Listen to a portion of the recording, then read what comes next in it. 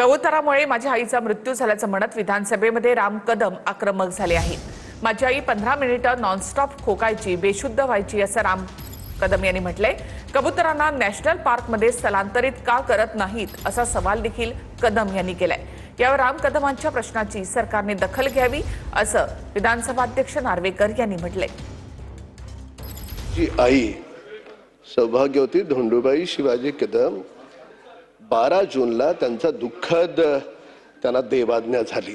माझ्या आईला फुफ्फुसांचा आजार झाला होता, ज्याला आपण मेडिकल शास्त्रामध्ये ILD म्हणतो। याला जगात औषध नाही।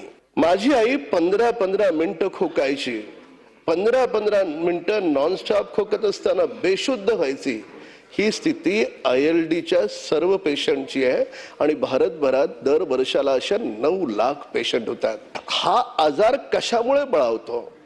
तर आपण ज्या कबुतरांना आपण दाणे टाकतो त्या कबुतरांचा ड्रॉप आणि त्या ड्रॉपमुळे वातावरणात पसरणारे विषाणू आणि त्याच्यामुळे हा आजार बळावतो। नॅशनल पार्क आपल्याकडे जवळपास 50,000 एकरची जागा आहे।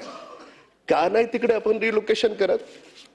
का आपण तिकडे जर रिलोकेशन केलं तर मुंबईमध्ये राहणारे 1.5 कोटी लोक आहेत। त्या 1.5 कोटी लोकांमध्ये अनेकांच्या आयांना, अनेकांच्या वडिलांना हा ILD झाला। तुमच्याकडे जर उपाय नसेल, माणूस जर तडफडून मरणार असेल तर आपण असं का नाही करत?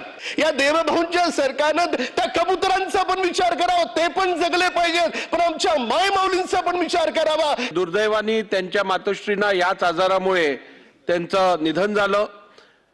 अत्यंत महत्त्वपूर्ण माहिती त्यांनी सभागृहात दिली आहे। शासनाने दिलेल्या माहितीचा नीट विचार करून जर का समिती स्थापन करून या विषयात एक्सपर्ट्स घ्यायचे असतील तर त्यांना अपॉइंट करून योग्य उपाययोजना करण्यासंदर्भातली कारवाई करावी।